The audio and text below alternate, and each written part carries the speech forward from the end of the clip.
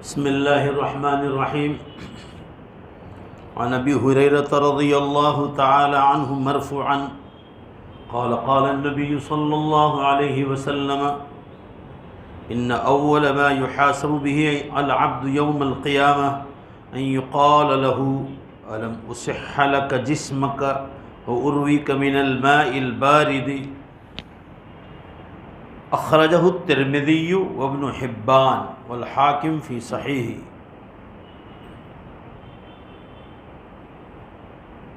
یہ حدیث صحیح ہے،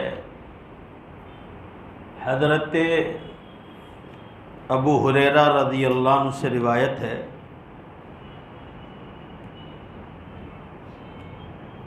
جو حضرات باہر بیٹھے ہیں وہ اندر آ جاؤ، جو باہر بیٹھے ہیں وہ اندر آ جاؤ۔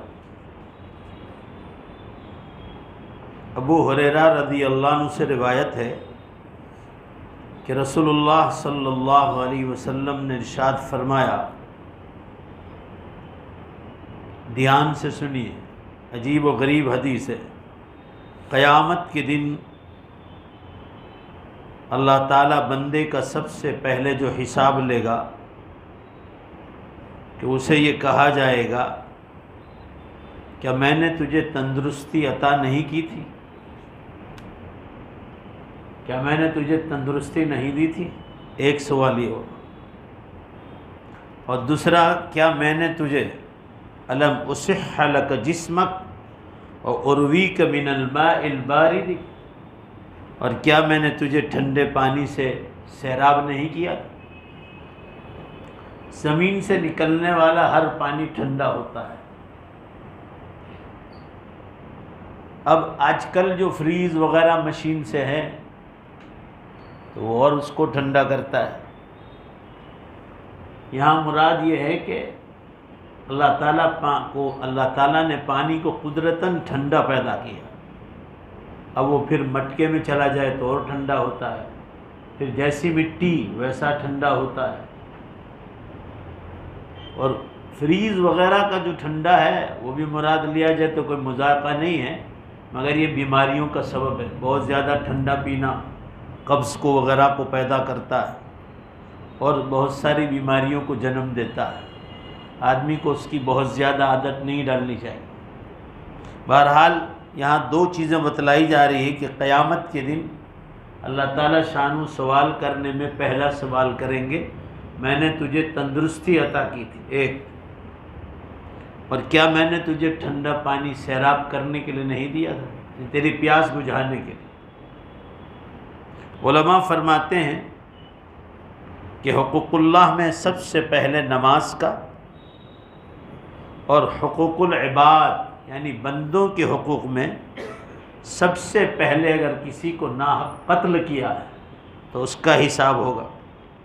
اور جب اللہ تعالیٰ اپنے بندے کے سامنے اس پر کیے گئے احسانات کا تذکرہ کرے گا، یہ اللہ تعالیٰ جو احسانات کرتے ہیں اس کے بارے میں، تو سب سے پہلے تندرستی اور ٹھنڈے پانی کے بارے میں حساب کریں گے، جو زندہ رہنے کے لیے انتہائی ضروری ہے۔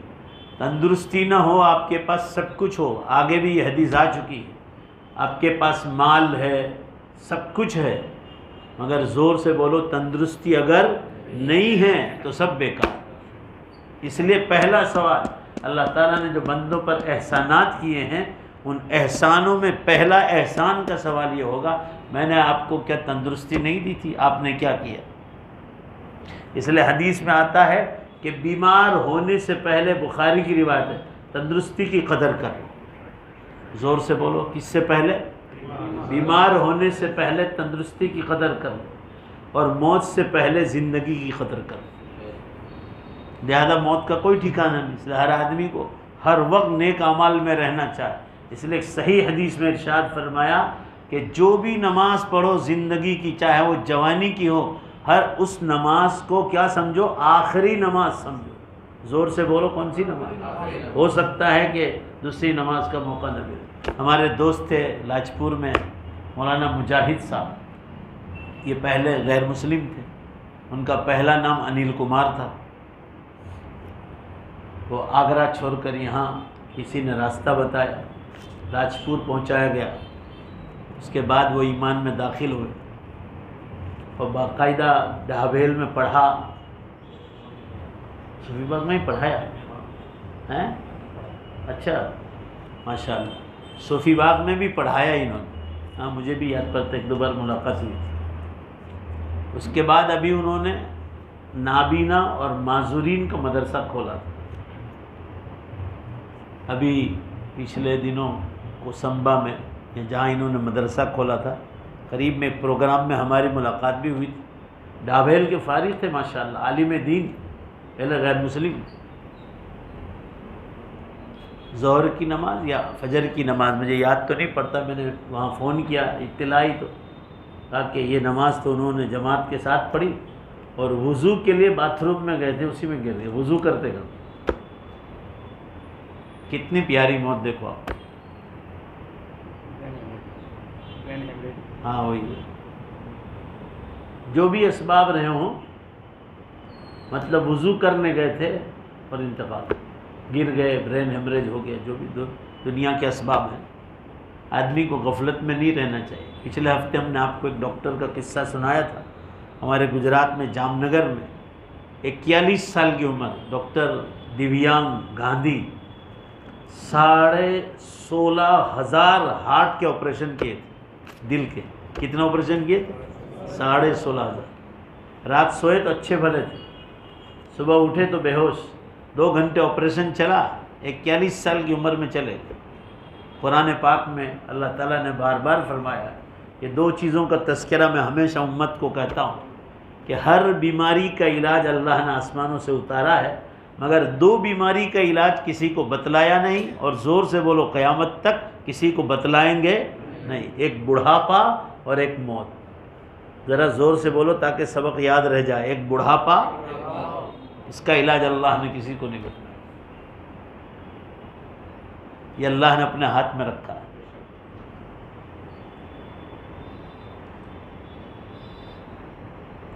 تو اللہ کے حقوق میں سب سے پہلے ہر مومن بندے اور بندی سے نماز کا سوال ہو کہ پہلے نماز کی چیکنگ چالو.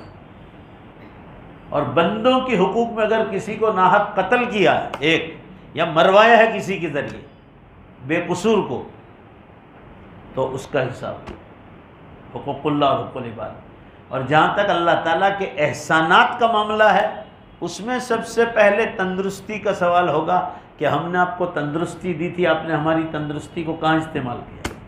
اور دوسرا سوال ہوگا کہ انسان جس سے تو زندہ رہتا ہے، پانی، وہ ہم نے تجھے ٹھنڈا پانی عطا فرمایا تھا، تو انہیں اس نعمت کا کیا شکر ادا کیا. جو زندہ رہنے کے لیے انتہائی ضروری ہے. پانی کی اہمیت تو ظاہر ہے، جس کے بغیر زندگی کا وجود ہی نہیں ملتا. رہا مسئلہ تندرستی کا، تو اس کے بغیر دنیا کی کوئی لذت حاصل نہیں ہو سکتی. اللہ تعالیٰ ان تمام نعمتوں کی ہمیں قدردانی کی توفیق عطا فرمائے. آگے کی حدیث آ رہی ہے عن ابی الدرداء رضی اللہ عنہ قال قال رسول اللہ صلی اللہ علیہ وسلم ان بین ایدیکم عقبۃ کعودا لا ینجو منها الا کل مخف رواہ البزار فی مسندہ وابن جریر الطبری فی تہذیب الآثار. حدیث صحیح. حضرت ابو درداء رضی اللہ عنہ ارشاد فرماتے ہیں رسول اللہ صلی اللہ علیہ وسلم نے فرمایا، تمہارے سامنے آخرت کی مشکل ترین گھاٹی ہے ہر انسان کے لیے، آخرت، جس سے چھٹکارا پانے والا وہی ہوگا جس کے پاس گناہوں کا بوجھ کم ہو. دیکھا ہے حدیث، الا کل مخف. آخرت کی دشوار گزار گھاٹی، مشکل ترین گھاٹی ہے جس کو پار کرنا ہے. قبر و میدان حشر، یہ پار ہوئے اور وہاں پل صراط اور ترازو میں اعمال تولے جانا، یہ آخرت کی مشکل ترین گھاٹی ہے. فرمایا یہ اس کو وہی پار کر پائے گا، زور سے بولو، جس کے پاس گناہوں کا بوجھ کم ہو. یعنی نیکیاں زیادہ ہوں گی اور گناہوں کا بوجھ کم ہوگا. علماء فرماتے ہیں کہ آج کسی کو گناہوں کے بوجھ کا احساس نہیں ہوتا کہ میرے پاس کتنے گناہ ہیں، لیکن مرنے کے بعد ہر ایک کو ٹھیک سے معلوم ہو جائے گا کہ میرے پاس کتنا گناہوں کا بوجھ ہے۔ نبی اکرم صلی اللہ علیہ وسلم نے عالم غیب سے تعلق رکھنے والی غیر محسوس چیز کو محسوس انداز میں بیان کر دیا کہ ہر کوئی جانتا ہے کہ وہ شخص سفر کی تکلیفوں کو جلدی طے کر لیتا ہے جس کی گردن پر کوئی وزن نہ ہو۔ بھائی دنیا میں بھی ہم کہیں سفر کرتے ہیں اور سامان زیادہ نہ ہو تو پھٹافٹ سفر آسان ہو جاتا ہے۔ بھائی بولو نا، آسان ہوگا کہ نہیں ہوگا؟ بھائی ٹکٹ تیار ہے، سفر کا آسان ہے، جو ہے سامان کم ہے۔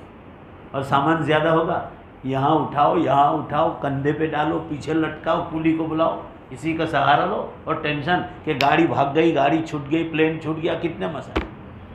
تو آپ صلی اللہ علیہ وسلم نے دنیا کے سفر سے جو محسوس ہے اس سے آخرت کو سفر کو سمجھایا کہ دنیا میں مسافری کرنے والا جو اپنے ساتھ سامان کو کم رکھتا ہے اس کے لیے جیسے سفر آسان ہے، بے شک بولو، اسی طرح جس کے پاس گناہوں کا بوجھ کم ہوگا وہ اس کے لیے آخرت کا سفر بھی آسان ہے۔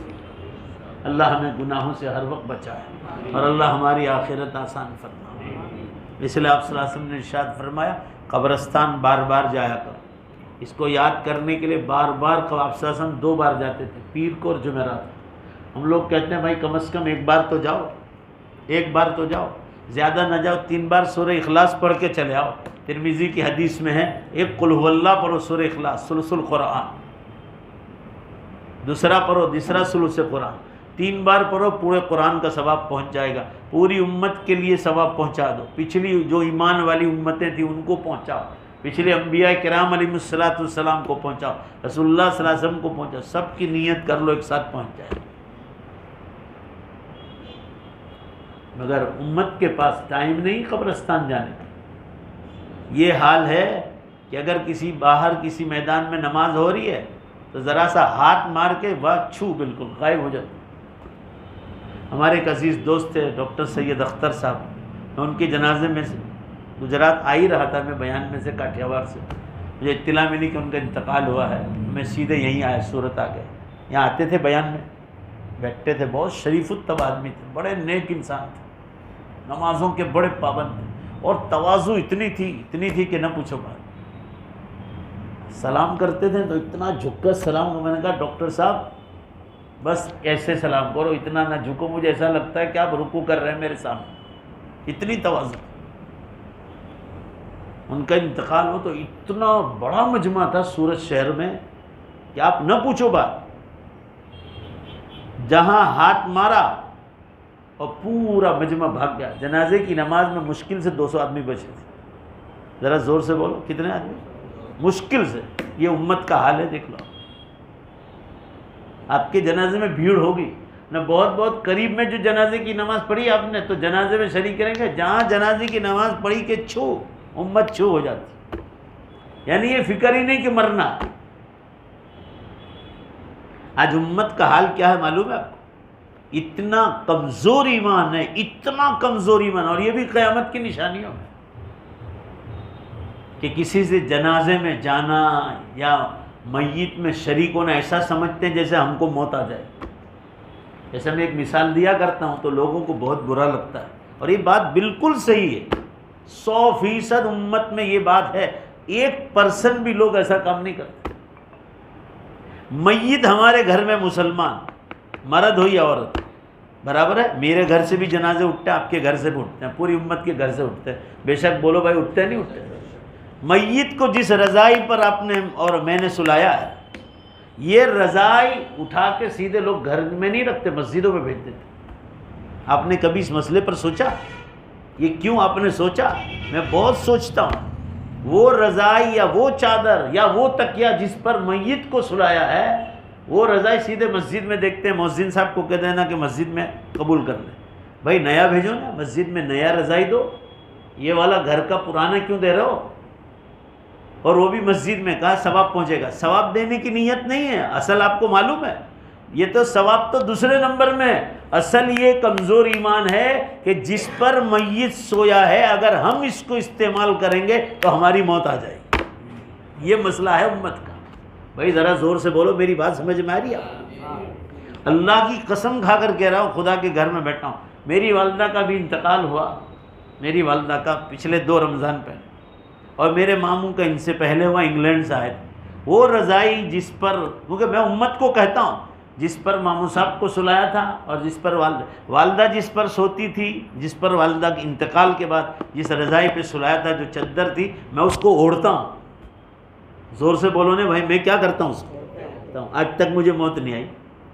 یہ ہمارے ایمان کی کمزوری ہے. وہاں مؤذن صاحب کو کہہ دینا وہ رضائی مسجد میں لے لے. بیانوں میں کہتا ہوں، پورے ورلڈ میں جہاں بھی اللہ مجھے لے جاتا ہے، کہ یہ ایمان کی کمزوری نکالو، کہ یہ رضائی پر سونے سے موت آ جائے. یہ اگر موت آنے والی ہوتی نا تو یہ علماء مسجدوں میں سلاتے ہیں. یہ ہم لوگوں کو ابھی لوگ گھروں میں سلاتے ہیں. 30 سال پہلے اتنا پیسہ کہاں تھا لوگوں کے پاس، لوگ مسجدوں میں سلاتے تھے. اور مسجدوں میں کون سی رضائی ہے؟ وہی رضائی ہے جس پر تمہارے میت سوئے تو سب سے پہلے علماء مر جاتے. یہ تبلیغ والے سب مر جاتے. بھائی بولو نا زور سے، مر جاتے کہ نہیں مر جاتے؟ یہ سب ایمان کی کمزوری ہے. بے شک بولو میں صحیح کہہ رہا ہوں غلط کہہ رہا ہوں؟ یہی ہے. اب یہ جتنا مجمع بیٹھا ہے، انشاءاللہ کہو اللہ کو حاضر ناظر رکھ کر کہ جس پر میت کو سلائیں گے اس کو مسجد میں نہیں دیں گے، مسجد میں دیں گے نیا رضائی دیں گے. بولو نا انشاءاللہ. میں نے مسجد میں نئی رضائی دی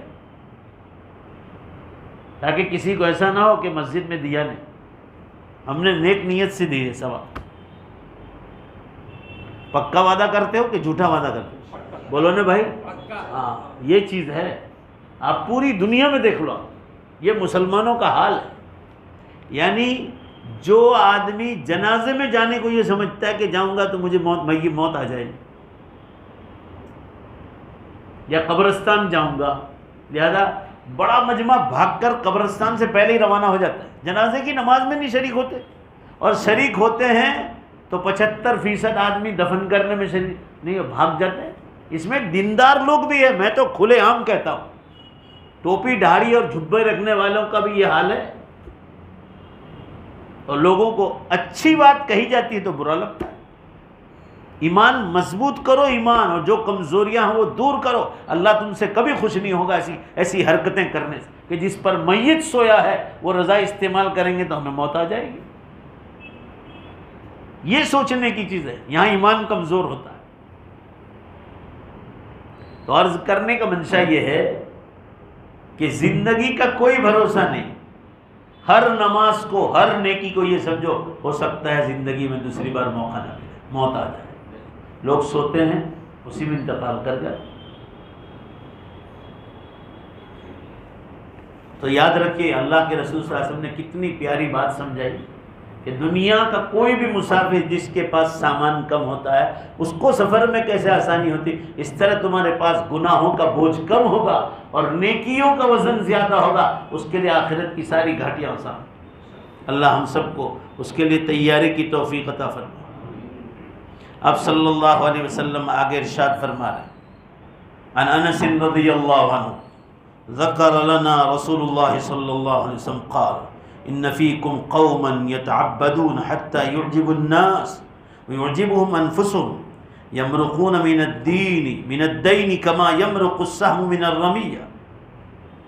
حضرت انس رضی اللہ عنہ حدیث بیان کرتے ہیں، نبی اکرم صلی اللہ علیہ وسلم نے ارشاد فرمایا، بے شک تم میں سے بعض لوگ اتنی عبادت کریں گے کہ لوگوں کو اور ان کو خود کو بھی تعجب ہونے لگے گا کہ ہم بہت عبادت کرتے ہیں، لیکن وہ دین سے اس طرح بیزار ہوں گے جیسے تیر شکار کو چیرتے ہوئے تیزی سے دوسری طرف سے نکل جاتا ہے. علماء فرماتے ہیں بعض لوگ عبادت زیادہ کرنے میں اپنے مثال آپ ہوتے ہیں. یعنی عبادت کا معاملہ وہاں بہت عبادت کرتے ہیں، نماز اتنی پڑھیں گے کہ پڑھائی کریں، فرض نمازیں بھی پڑھتے ہیں، نوافل بھی بہت پڑھتے ہیں، مگر حضور فرمانا یہ چاہ رہے صلی اللہ علیہ وسلم کہ نماز کے بعد ان کی زندگی میں کوئی اعمال نہیں، دوسرے کوئی اعمال نہیں، لیکن اسلام کے ساتھ ان کا کوئی تعلق نہیں. بہت لوگ ہیں جیسے یہاں مثال دے کر آگے فرمان، ان میں دوسری جماعتیں ہیں جن کے عقیدے صحیح نہیں، وہ سب سے پہلے اس میں شامل. مثال کے طور پر آپ صلی اللہ علیہ وسلم کے زمانے میں پہلی صدی ہجری میں خوارج کی جماعت منظر عام پر آئی، جو بظاہر بڑے عبادت گزار اور دیکھنے میں تقوی والے نظر آتے تھے، لیکن ان کے عقیدے فاسد تھے۔ جیسے میں نے ابھی ایک عقیدہ بتلایا نا کہ میت کو جس پر سلاتے ہیں اگر ہم سوئیں گے تو ہم مر جائیں گے، یہ بھی عقیدے کی کمزوری ہے۔ اور یہ خارجی جو جماعت ہے، ان کے عقیدے بالکل فاسد ہیں۔ جیسے یہاں جو ہے شیعہ لوگ ہیں، ان کا عقیدہ ہے کہ ابھی 10 پارے باقی ہیں قرآن پاک کے، جس کو ہمارے امام کے پاس ہے، وہ قیامت سے پہلے لائیں گے۔ تو میں بیان میں کہتا ہوں تو شیعہ لوگ میرے نام سے بہت بھڑکتے ہیں، یہ کہہ رہے ہیں کہ 10 پارے باقی ہیں، ابھی قیامت سے پہلے آئیں گے۔ تو میں ان کو کہتا ہوں کہ اس کا مطلب یہ ہوا کہ قرآن ابھی ادھورا۔ بھائی تمہارے کہنے کے مطابق تو قرآن کیا ہوا؟ ادھورا ہوا۔ اس کا مطلب یہ ہوا کہ تمہارے مولوی لوگ، تمہارے امام لوگ، تم لوگ جتنے بھی مر گئے ابھی تک سب ہدایت کے بغیر ہی مر گئے۔ قرآن ادھورا ہے تو ہدایت کہاں ملی پوری؟ بھائی بولو نا، بات صحیح ہے کہ ہمارا ایمان ہے، بے شک بولو کہ قرآن مکمل نازل ہو چکا ہے رسول اللہ صلی اللہ علیہ وسلم، یہ ہمارا ایمان۔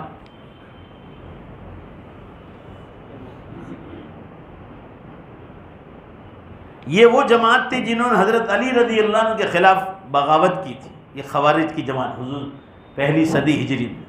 سیدنا عثمان، سیدنا علی، سیدنا عائشہ رضی اللہ عنہا سے یہ لوگ دل میں بغض رکھتے ہیں۔ جیسے یہ شیعہ حضرت ابوبکر صدیق رضی اللہ عنہ اور عمر فاروق رضی اللہ عنہ بالکل نہیں مانتے، ان کے مزار پہ کھڑے بھی نہیں رہتے۔ یہاں کے جتنے جاتے ہیں شیعہ وغیرہ حضرت علی کے مزار پر، ان کو معلوم ہو کہ یہاں تو اسپیشل جائیں۔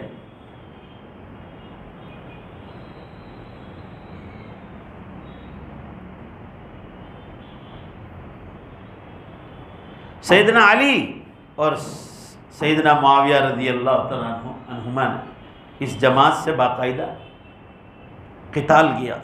قرآن و حدیث میں شریعت اسلامیہ کی وضاحت موجود ہے، جس میں خلافت و امارت سے لے کر گھر کی اصلاح تک کے قوانین اور ضوابط موجود ہیں۔ جن لوگوں نے نبی کریم صلی اللہ علیہ وسلم کی مقدس زبان پر لبیک کہا اور آپ کی آنکھ کے اشاروں پر جانوں کے نذرانے پیش کر دیے، اور جن لوگوں نے ہم تک شرعی احکام منتقل کیے یا خلافت کی کرسی پر جلفہ افروز رہ کر مسلمانوں کی باگدور سنبھالے رکھی، ان کے بارے میں مخصوص شرعی مزاج اپنانے کی ضرورت ہے۔ صرف کسی کے صوم و صلات کی کثرت سے دھوکہ نہیں کھانا چاہیے۔ آپ صلی اللہ علیہ وسلم یہ فرمانا چاہتے ہیں کہ کوئی آدمی یہ سمجھتا ہے کہ میں 5 وقت کا نمازی ہوں، لہذا اب مجھے کچھ کرنے کی ضرورت نہیں، وہ روزہ نہیں رکھتا، وہ مالدار ہے مگر زکوٰۃ نہیں دیتا، حج فرض ہے مگر حج نہیں کر رہا ہے، یا کر رہا ہے مگر اس کے عقیدے خراب ہے، جیسے قرآن کو ادھورا سمجھتے ہیں، یا حضرت ابوبکر صدیق رضی اللہ عنہ کو نہیں مانتے، حضرت عمر فاروق رضی اللہ عنہ کو نہیں مانتے، ان کے عقیدے غلط ہیں، تو ایسی نمازیں ان کی کوئی کام نہیں آئے۔ لہذا ہم جیسے مسلمانوں کو بھی اللہ کی طرف سے اس حدیث میں یہ اشارہ ہے کہ صرف نماز، برائے نماز جو کوئی اسلام سمجھتا ہو کہ اب کچھ کرنے کی ضرورت نہیں، تو یہ تو آپ کو جو نماز کی دعوتیں دی جا رہی ہیں وہ نماز کی فضیلت کی وجہ سے، کہ اللہ نے نماز میں اتنا پاور رکھا ہے کہ انسان کو دوسرے گناہوں سے بچاتی ہے جب نماز بن جائے۔ اس لیے علماء نماز کی پہلے دعوت دیتے ہیں، دعوت و تبلیغ والے پہلے نماز کی دعوت دیتے ہیں۔ اب خانقاہوں میں بزرگوں کے پاس جاؤ بیعت کرتے ہیں تو پہلے نماز کا ذکر ہے اس میں۔ لوگ جگہ جگہ نمازوں کی، نماز کی فضیلت ہے کہ نماز میں کامیاب ہوئے تو اللہ تعالیٰ دوسروں میں معاف کرنے کی کوشش کریں گے، تو نماز کی فضیلت کی وجہ سے۔ اس کا یہ مطلب نہیں کہ آپ کو روزے معاف ہو گئے، زکوٰۃ معاف ہو گئی، قربانی معاف ہو گئی۔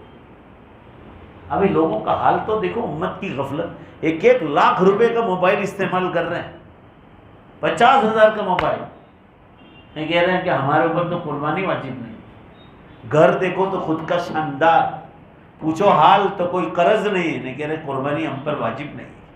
یہ امت کا حال ہے، آپ سوچو دین کی کتنی کمی ہے امت کے اندر۔ بہرحال میں یہ عرض کر رہا تھا، اسی طرح حقوق العباد، آپ نے نماز پڑھ لی اور روزی حرام ہے آپ کی، سودی کاروبار کر رہے ہیں، بھائی میراث میں بھائی بہنوں کا مال، دیندار طبقے کی بات کر رہا ہوں، جاہلوں کی تو بات چھوڑو۔ دیندار طبقوں میں ایسے لوگ ہیں اتنی بڑی بڑی داڑھی والے۔ ابھی ایک عورت آئی تھی میرے یہاں، جوان لڑکی ہے، جب شادی شدہ ہے، اس کے بچے ہیں، اس کے شوہر کے ساتھ آئی۔ میں نے ایسا فتویٰ لکھ کے دیا، میں نے کہا یہ فتویٰ تو 4-5 مفتی کے پاس لے کر لے جا۔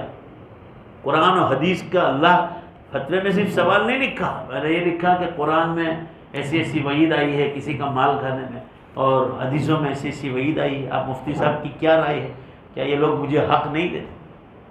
فتوے کا جواب ہر جگہ سے ہی آیا، کوئی مفتی الگ الگ جواب نہیں دے گا۔ جیسا سوال ایک ہی قسم کا ہوگا تو اللہ کے حکم میں بھی جواب ایک ہی قسم کا ہے۔ بولو بھائی صحیح ہے کیا؟ آپ غلط سوال کریں گے تو ہم جیسا لکھا ہوگا ویسے ہی جواب دیں گے نا، مفتی کا کیا قصور ہے؟ ہر ایک کی میراث اللہ نے آسمانوں سے مقرر کر دی کہ کس کا کتنا حصہ ہے۔ جواب آ گئے مفتیوں کے، یہ پچھلے مہینے کی بات کر رہا ہوں، اور مفتی صاحب نے جواب دیا کہ یہ بہن کا پورا پورا حق لگتا ہے، اور اس نے جو دوسرا الگ سے مال دیا تھا وہ مال بھی واپس ریپیٹ دینا پڑے۔ 40 لاکھ روپے تو اس نے فیکٹری میں لگائے تھے، فیکٹری میں جو حق لگتا تھا فیکٹری بکنے کے بعد، تو وہ پیسہ سب میں نے کہا کہ جاؤ یہ تمہارے رشتہ دار وہاں فلاں بزرگ کے پاس بیٹھتے ہیں، وہ بزرگ کو بھی اس کی ایک کاپی دے دو۔ بھائی آپ لوگ میری بات سمجھ رہے ہیں؟ اتنی بڑی بڑی داڑھی والے نمازی دین کی بات، میں کہا وہ بزرگ کے پاس بیٹھتے ہیں، یہ تمہارے گھر کے ذمہ دار، ایک وہ بزرگ کو بھی دے دینا کہ تمہارے پاس یہ آ کر بیٹھتے ہیں، یہ ہمارا حق مانگتے ہیں۔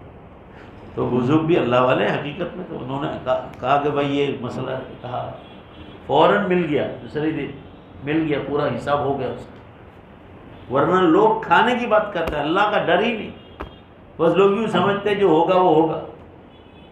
آپ صلی اللہ علیہ وسلم نے فرمایا حدیث صحیح میں ہے کہ یہ مسواک کی کسی کی لکڑی بغیر اجازت کی استعمال کی، اللہ اس کا بھی حساب لینے والا، حقوق العباد میں۔ ذرا زور سے بولو نا، کس کی لکڑی؟ جواب دو سب مل کر، مسواک کی لکڑی کی کوئی قیمت ہے؟ 5 روپے 10 روپے، مگر منع فرما حقوق العباد، بندوں کی حقوق۔ اگر اللہ تعالیٰ نے قیامت نہ رکھی ہوتی اور حساب کتاب کا معاملہ نہ ہوتا تو یہ دنیا جہنم بن جاتی، لوٹ مار چالو ہو جاتی، کوئی ملک کسی وقت چین نصیب نہ ہوتا انسان۔ مگر لوگ نہیں سمجھتے، اس لیے آپ صلی اللہ علیہ وسلم نے فرمایا قبرستان جایا کرو، وہاں جاؤ گے تو آخرت کی فکر پیدا ہو، آدمی کو ڈر پیدا ہو کہ کسی کا مال کھا کر وہ مال سانپ بن کر مجھے عذاب ملے۔ آخرت کی فکر پیدا ہوتی جب آدمی قبرستان بار بار جاتا ہے۔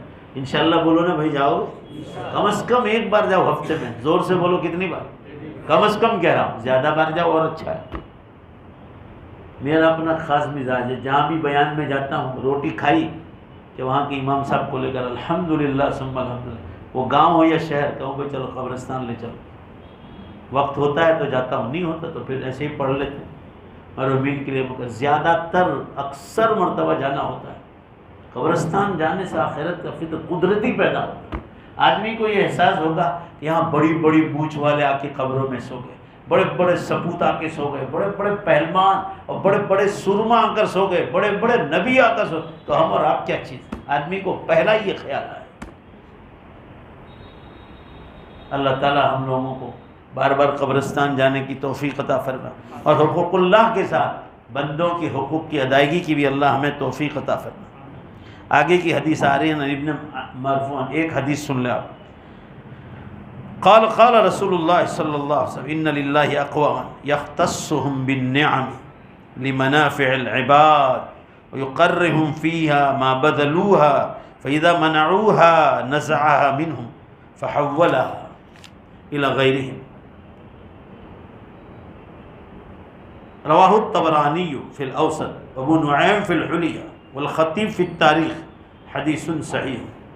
فرماتے ہیں نبی عبداللہ ابن عمر رضی اللہ عنہ سے روایت ہے، یہ حدیث دھیان سے سنو، رسول اللہ صلی اللہ علیہ وسلم نے ارشاد فرمایا اللہ تعالیٰ اپنے بندوں کو نفع پہنچانے کے لیے کچھ لوگوں کو بطور خاص مال عطا کرتا ہے، کچھ لوگوں کو بہت مال دیتا ہے، تو حدیث اللہ کے رسول فرما رہے اس لیے مال دیا ہے کہ آپ دوسروں کو فائدہ پہنچے، یہ نہیں کہ تم خود جمع کیا کرو، خود ہی جمع کیا کرو۔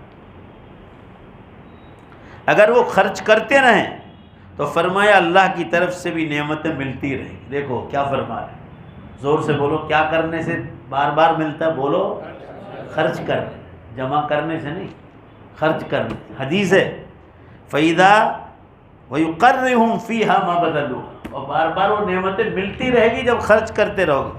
فَإِذَا مَنَعُوهَا نَزَعَ مِنْهُ، اور اگر وہ صدقہ اور خیرات کرنے سے رک جائیں تو پھر اللہ تعالیٰ ان سے سلب کر کے لے گا، چھین لے گا، تو پھر وہی مال و نعمت دوسروں کو عطا کرے۔ اور ہوتا ہے، ہم نے دیکھا ہے، بہت قصے ایسے دیکھے، ابھی ٹائم نہیں سب قصے بیان کرنے کا، بے حساب دولت، بے حساب دولت، مگر خدا کے گھر میں بیٹھے ہیں۔ آج وہ زکوٰۃ لینے کے لیے یہاں ہمارے پاس آتے ہیں کہ کوئی زکوٰۃ کا راستہ ہو تو بتلاؤ۔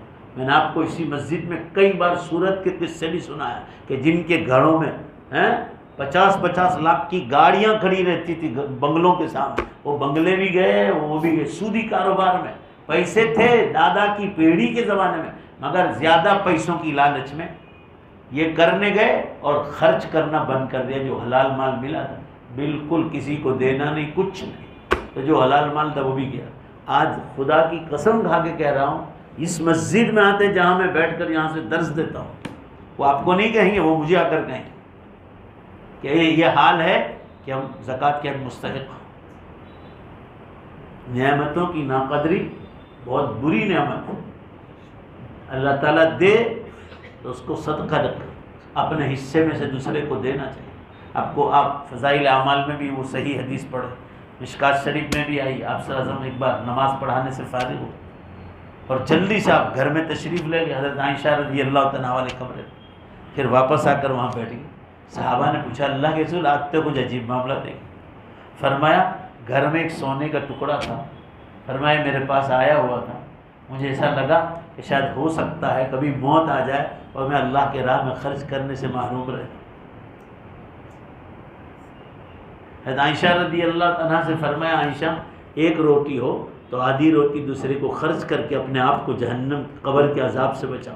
تو سیدہ عائشہ نئی نئی دلہن بن کر آئی، فرمایا اللہ کے رسول صاحب قبر کا عذاب بھی ہوتا ہے کہ وہ یہودی عورت آئی تھی، وہ دعا دے کر گئی، اس کو میں نے روٹی دی تھی، تو پھر آپ صلی اللہ علیہ وسلم نے فرمایا وہ حضرت موسیٰ علیہ السلام کی شریعت کو مانتی تھی، پھر آپ صلی اللہ علیہ وسلم نے فرمایا جی ہاں کہ اپنے روٹی میں سے ایک ٹکڑا بھی دے دو یا اپنے کھجور میں سے آدھا کھجور بھی کسی کے دے دو اور اپنے آپ کو جہنم کی آگ سے بچاؤ۔ اللہ ہم سب کو توفیق عطا فرمائے۔ تو یہ حدیث میں یہ بتلایا، آخر سن لو علماء کیا فرمایا۔ اللہ تعالیٰ نے لوگوں کی روزی فراہم کرنے کے دو انداز اختیار کرے۔ نمبر 1 ڈائریکٹلی روزی کے اسباب مہیا کرنا، ڈائریکٹلی۔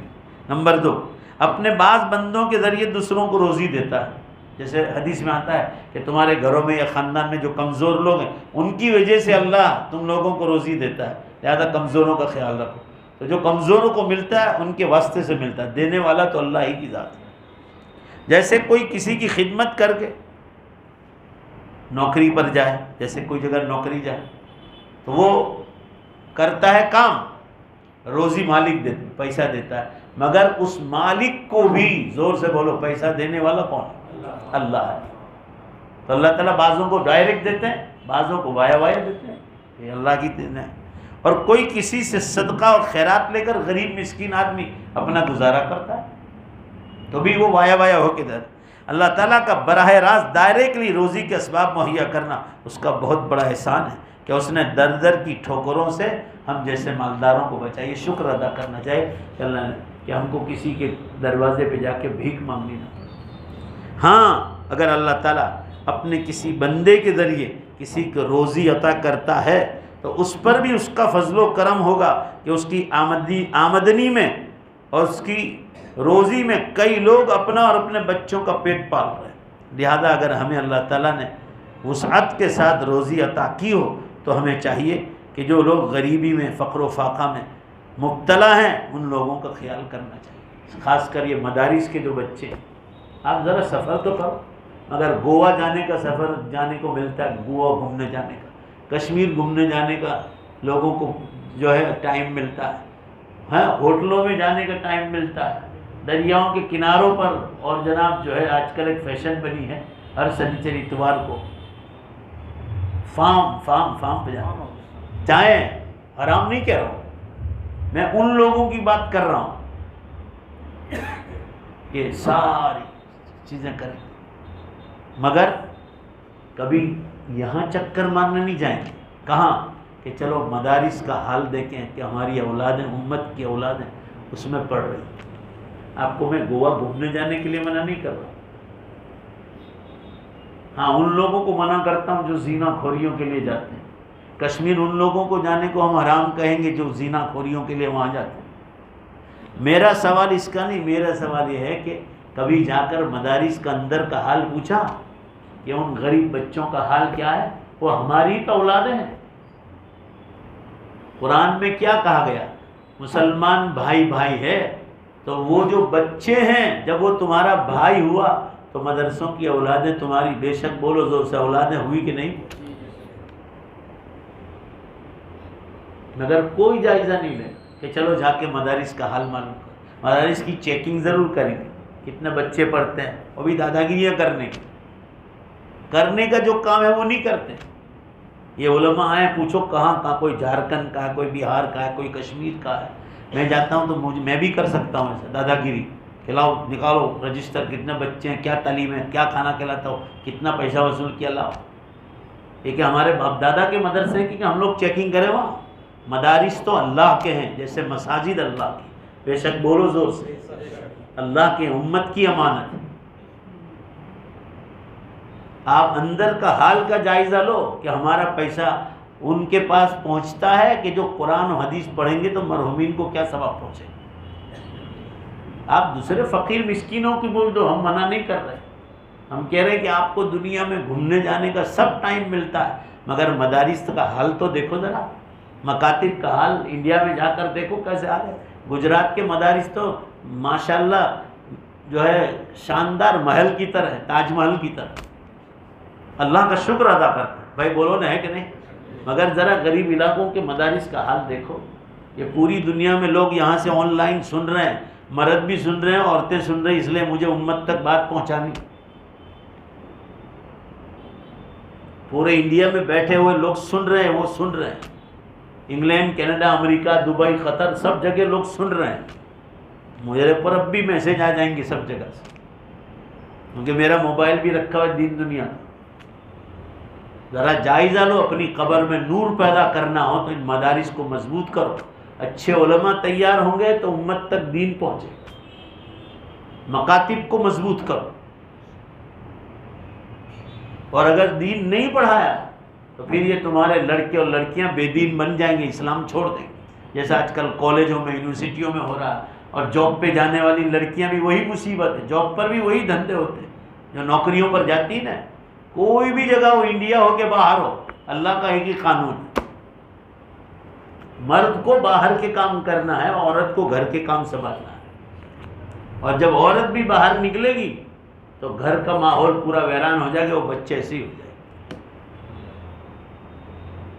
اس لیے یاد رکھو، مدارس کو مضبوط کرو. اللہ نے مال دیا ہے تو ان مدارس پر جا کر دیکھو کہ بھائی تمہاری کیا ضرورت ہے. یہ پوچھو، یہ مت پوچھو پیسہ کہاں سے لائے، کتنا آ رہا ہے، کتنے بچے ہیں، چپل کتنے ہیں، لاؤ. ہے نا، جمعہ کو جا کے چیکنگ کرتے ہیں. بچے اطراف کے گھر جاتے ہیں کہ تم تو 300 کہتے تھے نا، بچے تو 150 ہیں. تو اندھا دکھتا نہیں. آج جمعہ کو چیکنگ کرنا ہے. بچے جب اطراف میں گھر گئے، اپنے گھر گئے. ہمارے ترکسر دارالعلوم میں بھی بچے جمعہ کو گھر جاتے ہیں. 650 بچے ہوں گے، 100-150 بچے کم ہو جائیں گے، گھر جائیں گے. اب دوسرے دنوں میں پڑھائی کے ٹائم میں چیکنگ کر نہیں ہے. اور چیکنگ کا حق آپ کو کس نے دیا ہے؟ تمہارے باپ دادا کے مدرسے اللہ کے، جیسے مسجد اللہ کی. آپ نے مال دیا ہے، اگر کسی نے آپ کے مال میں خیانت کی، چاہے وہ مدرسے والا ہو کہ مسجد والا، تو اللہ کے وہ جواب دے گا. ہر ایک کو اللہ کے حساب دینا ہے. آپ خدا بننے کی بات نہ کرو. کام چل رہا ہے، ہم لوگ آنکھوں سے دیکھ کر آ رہے ہیں. کشمیر سے کنیا کماری تک ہم جاتے ہیں الحمدللہ. ابھی 3 دن پہلے میں جودھپور میں تھا. جودھپور کے مدرسوں کے جائزے لیے میں پپار شہر گیا. پپار شہر میں حضرت تھانوی رحمۃ اللہ علیہ تشریف لائے تھے. وہ مسجد دیکھی جہاں حضرت تھانوی تشریف لائے تھے.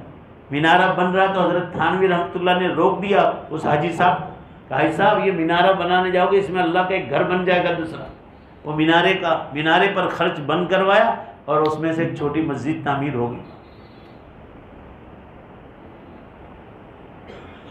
کام کر رہے ہیں لوگ، الحمدللہ ہمارے علماء کر رہے ہیں، مگر امت کو چاہیے کہ بھئی آپ دیکھ لو، دارالعلوم ڈھابیل کی تصدیق ہے، دارالعلوم دیوبند کی ہے، جمعیت علماء ہند کی ہے، یا اس کے علاقے کے علماء کی ہے، جمعیت کی ہے، یا ہمارے یہاں ادھر ترکیسر ہے، ادھر کنتھاریا ہے، کلکوا ہے، کوئی بھی ایک عالم دین کی تصدیق ہوگی کافی ہوگی۔ یہ کہنے کی ضرورت نہیں کہ فلاں کی لاؤ تو ہی دیں گے پیسہ، یہ ہوگی تو ہی پیسہ دیں گے۔ یہ کیا بھائی، یہ کیا چکر چلا رکھا ہے؟ یہ دوسرے علماء حجام ہے کیا؟ جنہوں نے تصدیقیں دے رکھی ہے وہ سب حجام ہے کیا؟ ایک عالم دین بھی اگر گجرات کا ہے اور آپ ان کو جانتے ہیں، اس نے لکھ کے دیا کہ مدرسہ ہے اور یہاں اتنے بچے پڑھ رہے ہیں، تو آنکھیں بند کر کے اس میں مدد کر۔ اللہ تعالیٰ ہم لوگوں کو صحیح سمجھ عطا فرمائے۔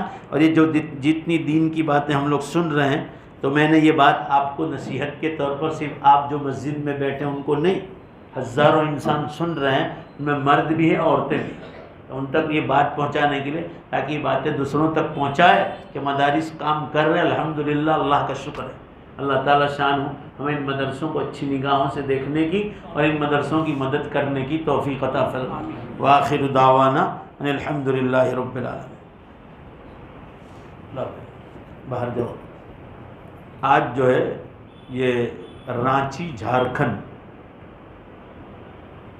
وہاں دارالعلوم ہے اسلام نگر، اس مدرسے کا چندہ ہے، آپ ان کو زکوٰۃ صدقہ خیرات بھی دے سکتے ہیں، قربانی کا مسئلہ ہے، آپ ان کو قربانی بھی دے سکتے ہیں۔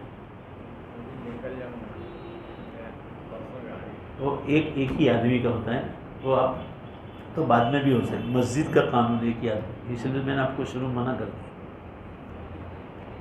میرا کچھ نہیں چلتا، یہاں بہت سارے لوگ بیٹھے ہوئے، انہوں نے بھی کہا کہ جا رہے ہیں۔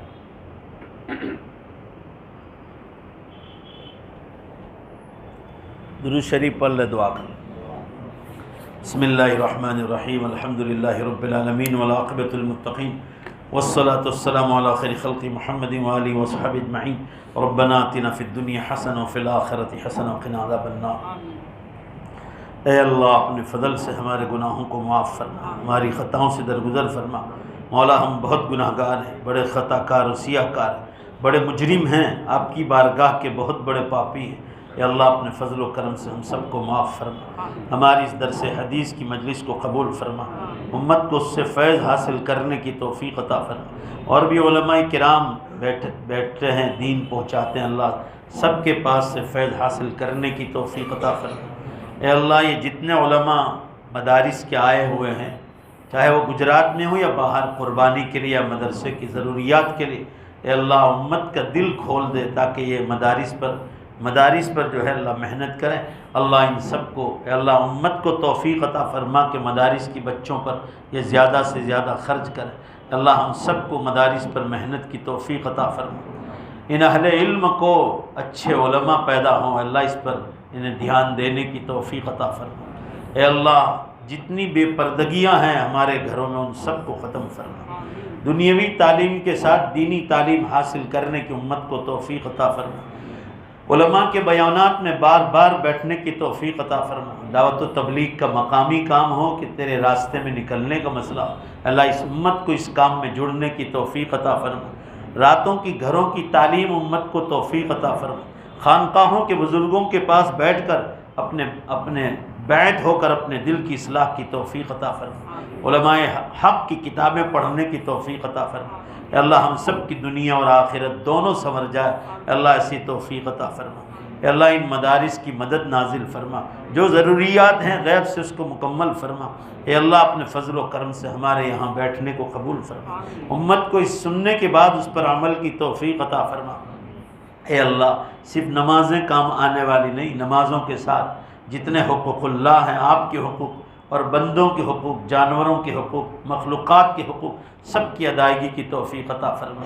اللہ قیامت بہت قریب ہے اور امت بہت غفلت میں سو رہی ہے، اللہ بے حساب زلزلے آپ دے رہے ہیں، روزانہ 200 کے اوپر زلزلے ہو رہے ہیں، وقت میں سے آپ نے برکت اٹھا لی ہے، بے موسم بارشیں برس رہی ہیں، اللہ مگر امت جاگ نہیں، جگانا آپ ہی کے ہاتھ میں۔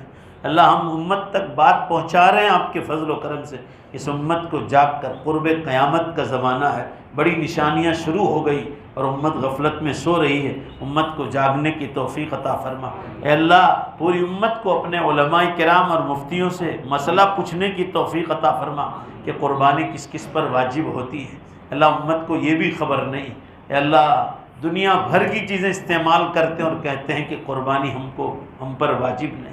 اے اللہ امت کو صحیح ہدایت نصیب فرما، ہر ایک کو جس پر واجب ہے اسے ادا کرنے کی توفیق عطا فرما، اور غریبوں کے گھر تک گوشت پہنچانے کی اے اللہ سب کو توفیق عطا فرما۔ اے اللہ بہت لوگ کنجوسیاں کر کے غریبوں، یتیموں، مسکینوں کا حق گوشت میں کھا جاتے ہیں اور کوئی ڈر نہیں ہے، اللہ امت کو غریبوں تک پہنچانے کی توفیق عطا فرما۔ اے اللہ اسی طرح ہمارے مرحومین کی بخشش فرما دیا، مرحومین میں ماں باپ، دادا دادی، نانا نانی، پردادے پرنانے، پردادیاں پرنانیاں، جتنے ہمارے اساتذہ، پوری امت کی آپ بخشش فرما دیں، پچھلے انبیاء کرام علیہ السلام اور رسول اللہ صلی اللہ علیہ وسلم کے درجات بلند فرما، امت کی طرف سے ان کو بہترین بدلہ عطا فرما، ہماری ان دعاؤں کو اپنے فضل و کرم سے قبول فرما برحمتک یا